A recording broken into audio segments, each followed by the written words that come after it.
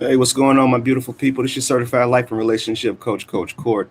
In today's video, I'm going to give you 6 ways that you can get friend zone. Well, basically 6 mistakes that's going to cause for you to get friend zone. Before I get into the content, though, if you want my help personally, reach out to me on my website at www.fruitfulseeds with the Z at the end.com. Hope you guys can hear me well. If you guys can hear me well, give me a thumbs up. Also, if you haven't picked up my book, Fruitful Seeds, My Journey for Growth Throughout Separation and Divorce, I released this 2 years ago. It's basically an intro into some of the things I know, some of the different insights that I have when you're going through things like breakups and divorces. And if you are a part of my membership program, I appreciate you guys. Thank you for being a valued member. I know that it has started to surge again where people are wanting to reach out more and inquire more about the membership program. So there's 3 levels to it. You have the sprout level, the seedling level, and the harvest level. Now, the harvest level is what's going to get you your 20-minute coaching call once a month with me. The intro level, which I believe is the sprout, that's going to get you access to the private Facebook page. And the seedling is, now I'm trying to really craft this seedling level, which is, I think it's $9.99. I'm trying to craft it to where it's the most valuable for you guys, where you can get the group coaching calls like this. It'll be a format exactly like this. You'll be here on YouTube. I've tried to do the Zoom calls, but it just got a little bit too difficult to be able to orchestrate because so many people are all over the world. So it's hard to kind of match up the times for that call. But I think it's a lot easier if I did it this format.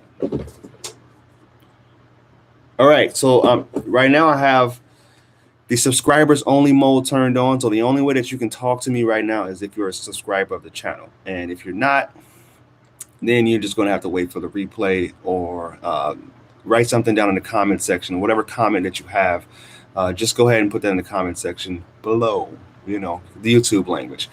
All right, so 6 mistakes that you can make that will get you friend zone. And I'm not talking about doing all these, doing one of these is going to get you friend zone, but it's very possible because there's in this dating world, in the world of dating apps, and people just don't want to waste time with people anymore.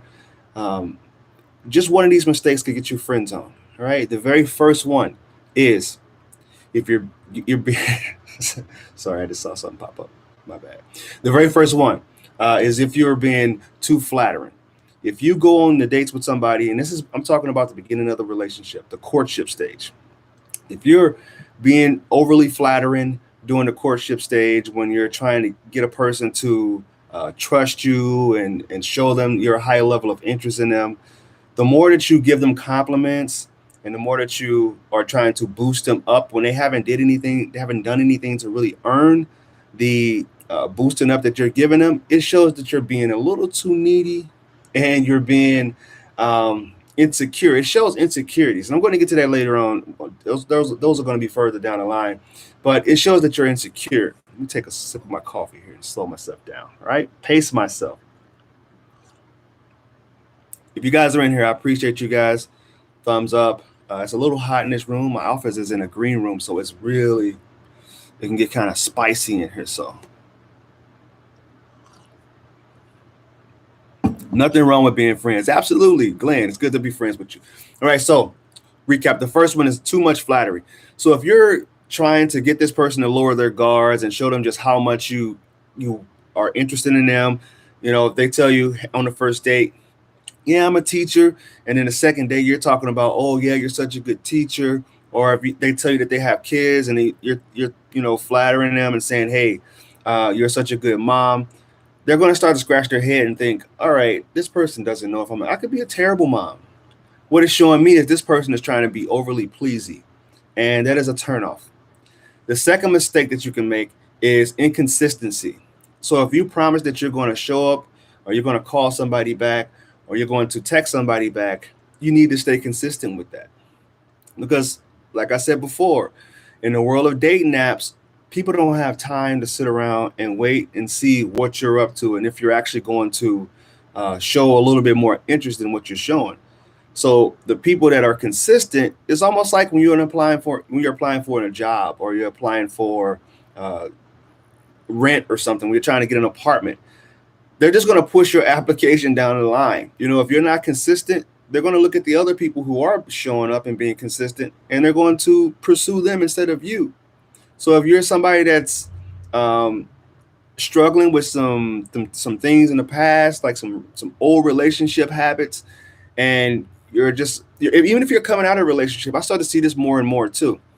When you're in between a breakup or you're just getting out of a really nasty relationship, you're not going to know what you want. You're going to become hot and cold when you're trying to get back into the dating world. So take care of that, heal yourself, do what you need to do so you can show up and be consistent in the way that you do so.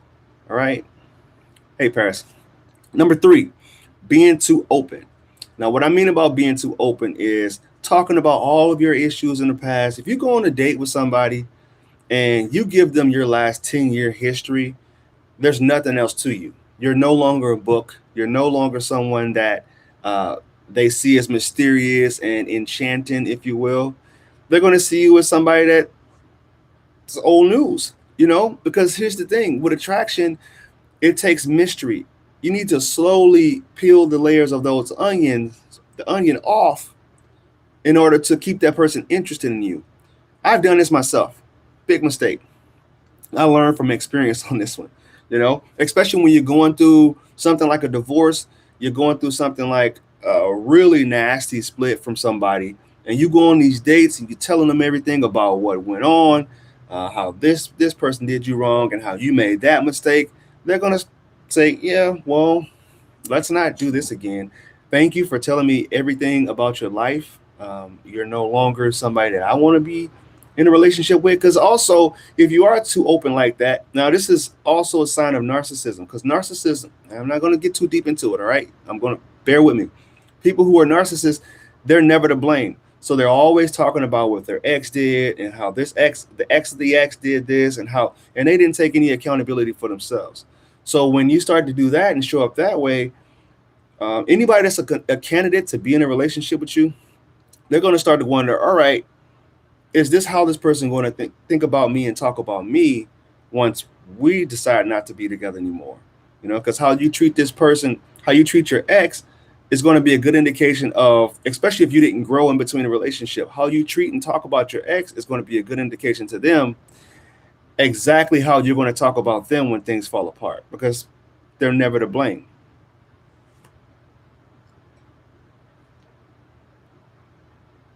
Stay clear of narcissists. I'm going to stay clear of talking about narcissists too, because I feel it's overused.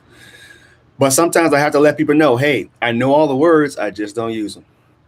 All right, so another sign, this is the sign number 4, are mistakes that you can make when, mistakes that you make to get yourself friends on. All right, number 4 is showing anger. Now, I know this is specific when I'm going to talk about specifically about women.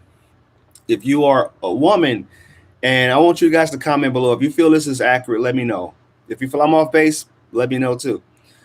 When you're a woman and you start to see these behaviors from a man early on throughout the courtship, let's say he's starting to yell at his dog, or he's not being too nice to his kids. Like he may show you that he's nice and loving towards his kids on social media. You may see lots of pictures and stuff being posted, but you start to find the real them. This is why I say you give people for the 90-day probation period. Don't talk about a relationship. Don't even entertain the relationship factor until 2.5, 3 months down the line, the first 90 days. So if you start to see some anger from that person as a woman, you're not going to feel safe physically, because I have the four do's for when you want to keep a woman and keep them attracted to you. Women have to feel safe with you physically, financially, emotionally, and spiritually. And when you start to show some scariness to you when it comes to the physical side, they won't feel safe with you physically. So if they start to see those really aggressive behaviors, that's probably going to get you friend zone. They're going to pull back and say, you know what, this guy has some issues that he needs to work out. And for men too, if you start to see some overly aggressive behaviors and anger from somebody that you're dating, you're not going to feel safe to be with her either. that's how people get labeled as like, yeah, she's crazy or she's got some type of bipolar or something. Because you know how humans are, we're so quick to label people. But um, they'll start to see that this isn't somebody that I can see long term, because who knows, she may turn into, I forgot what movie there was, a stage 5 clinger and explode on me. So the next one, number 5, the mistake that you make to get you friend zone is showing jealousy. Now, this is why I feel like in the dating world, people don't date properly, because we slide into relationships. We'll start seeing each other, for a month and a half, and then we'll automatically start to assume that that person is in a relationship with us. And you never sat down and had that conversation about, hey, what are we doing? What are we? You just start getting jealous when people start to like her post or like his post. You start getting overly insecure when they go out with their friends on a Friday night or a Saturday night or whatever. And that jealousy is just going to reassure to them that, hey, I'm dealing with somebody that's insecure. I was picking up on these little behaviors, these little nuances for a little while now. And now this person is stepping it up, and I'm starting to see full-blown jealousy. And when you show jealousy and insecurity, it shows that you don't have high value of yourself. You don't feel like you have a strong sense of self-worth. You feel that at any moment, this person's going to call you for who you are and leave you, leave you for somebody else. Now, there are different nuances. So I understand there are different nuances, because I know the number one comment that I get is people saying, well, what if they did something to make you jealous? Well, I'm talking about early on in a relationship, during the courtship stage. But at this time, you shouldn't even have had any negative history like that, unless they just flat out look at another girl, or women don't usually do that. If they flat out look at another woman while you're at on a date, or you're out on the town, then sure, yeah, showing jealousy because of that. But also, that's a good indication at that time, like, hey, this is not somebody I want to be with. I want somebody that only has eyes for me. I want to feel like I'm the only one in the room. And then tip number 6, all right, being too agreeable.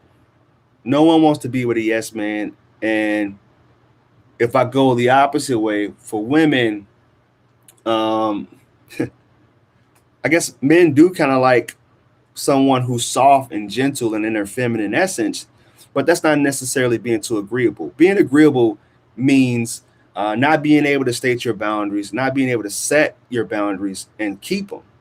If you're breaking dates with your mom, if you're having lunch dates with your mom, and this person calls you up out of the blue and say, hey, can we go to lunch today? And you break that off with your mom, or you break that off with your girlfriends, or your guys, then that's going to show that you're being too agreeable. And that's also meaning that you are making yourself overly available to somebody who's still in contention, because when you're going through the courtship stage, the first 6 months, the first year, well, I'll take that back. Not a year. A year, you should be a little bit more secure in your relationship. But the first 6 months, 3 months, you're still in contention. And in your mind, you should be thinking like, all right, is this somebody that I see a future with? Is this somebody that I should give a chance? You shouldn't be seeing it as, oh my God, I need this person to like me, love me, and give me a chance. So I'm going to do whatever I need to do to keep this person around. So being too agreeable. And I'm going to recap. If you guys are just coming in, 6 things that's going to get you friend zoned. All right. There's 6 mistakes. Too much flattery. Inconsistency. Being too open. Showing jealousy, showing anger, and being too agreeable. All right. Now, if you guys want to listen to how I went more in depth, go back, watch the replay in depth with that. Stay clear, narcissist. Now I'll open it up to you guys. Only subscribers can comment right now. I'm sorry about that, but it's the way the cookie crumbles. True, I don't know if I'd be friends with them either, depending on how angry they got. Yeah. So here's the thing about that. Some people you just have like a soft spot for, and you may want to be just friends with them. You may want to, I know for a lot of women, they like helping improve people's lives. They like nurturing. They like enriching people's lives. They like being people's friends. But yeah, that is a red flag if they are somebody that got really angry. you're definitely not going to want to. They have some issues they need to work out before they try to even consider getting into a relationship. Some women mistake the jealousy for a higher level of interest in love, which is a big mistake. So there is a healthy level of jealousy, all right? In all relationships, even in marriages, a healthy level of jealousy shows that, hey, this person is still into you. They still see you as a prize, unless there's somebody that has completely neglected you, but only want to show interest when somebody else is trying to pursue you or show more interest. So I guess there's a balance. Life is all about balance. It's all about balance. That's all I study, is how to maintain a balanced life. And even in my relationship, I have to stay balanced. Everybody does. So when it comes to jealousy, there's a healthy level of jealousy. Now, if you guys agree with this statement I'm about to make, let me know. Thumbs up, comment. I feel jealousy is healthy until it turns into insecurity. All right. Now, if you get jealous of your boyfriend looking at the woman that walked down the street, you're like, all right, yeah, that's not cool. Unless that turns into insecurity where you start to feel uncomfortable about every woman that walks down the street, then that's when it gets a little outrageous. Basically, it's about reading the signs. We have to learn how to date accordingly, or date in a manner that's going to be more beneficial for you. It's almost like crash course. You need to take, all relationships are like crash courses. If it lasted 3 months, 6 months, whatever, it's a crash course, because everything happens for you. It doesn't happen to you. Everything is happening to make you the best version of yourself. Now, you can keep making the same mistakes over and over again if you want to. It's just going to be fruitless in the end, and then you're going to wonder why you can't find somebody that sticks with you long enough, or you're going to be reaching out to Coach Court for some type of coaching. So don't shoot the messenger. I just call it how I see it. But that's it. I appreciate you guys. So those are the 6 mistakes that you can make to get yourself put in the friend zone. I'm sure there are way more than that. I thought those were kind of like the 6 that I see the most with the people that I work with. And I appreciate you guys' support. 5,000 subscribers. We have reached that threshold. So cool. And like my friend from, I want to say he's from Dubai or somewhere across the pond, he said, 100K on the way. That would be kind of cool, not going to lie. So if you found this video of any value, please like, comment, and share. Reach out to me on my other social media accounts. Twitter, Instagram, Facebook is I am Coach Court. TikTok is I.am.CoachCourt. Thank you guys. I appreciate you so very much. Namaste. Happy Thursday. Well, if you're in UK, Thursday night. Have a good night.